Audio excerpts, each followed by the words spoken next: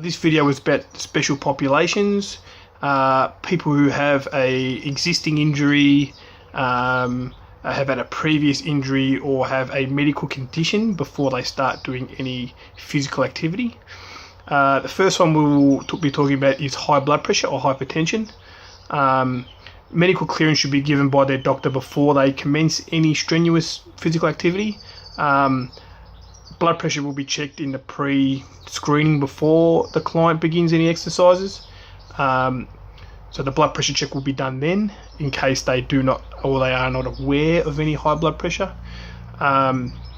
Exercises should also be done unilateral, so one side at a time. So if they're doing a bicep, they should do one side first and then the other side. Just reduces the amount of blood pressure just being rushed up to the head and that sort of stuff. Also, they should limit to do basically none overhead exercise, so no overhead shoulder raises. It just brings a lot more pressure up to the brain area. Also, from the exercise that I did with the client previously, I wouldn't do the lay down chest press with the dumbbells. I'd probably do it with more of an incline on the back, just so the client's head is not laying flat, so they've still got the head up, and makes everything a little bit more easy for themselves. Low intensity cardio should be good for those type of people, so 5 times a week, just sort of low, 40 to 50%, nothing too strenuous. Anything that's going to sort of get the heart rate pumping over too much is also going to be a disadvantage for people that have a high blood pressure. The second will be lower back pain.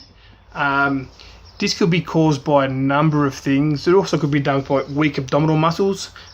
Could be done by poor lifting, so incorrect lifting styles could also cause sore lower backs. Modification to the session. If they were doing on the bench, doing the dumbbell raises, chest raises, have their feet planted flat on the floor.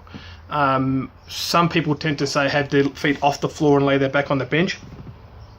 That's actually a disadvantage, because it's actually making the core and the lower back take most of the pressure of the body. So if they can have their feet planted flat on the floor as they're doing their exercise, which will also help the lower back to avoid any injuries. A good way to also modify the program that I did today was to have them doing kneeling push-ups rather than have their body straight up on their feet and hands. This will reduce the actual tension on the lower back, and this will help them not to aggravate or re-injure their back during this exercise. Also, injured knees, they can be ligaments, tendons, cartilages, all that type of thing, which keep the actual structure of the leg in place. The knees are very vital in the way that the muscles and the strength and all the power is distributed through the leg, balance and that sort of type of stuff. You'd want to avoid any sort of skipping, running injuries, anything that's sort of going to put high impact on that knee, especially if there's one tendon damage. You don't really want to aggravate the rest, which you're probably going to try and compensate to hold that knee in place and stability. Body weight exercises are ideal, so I did the kettlebell exercise or the kettlebell swings in the program I did today.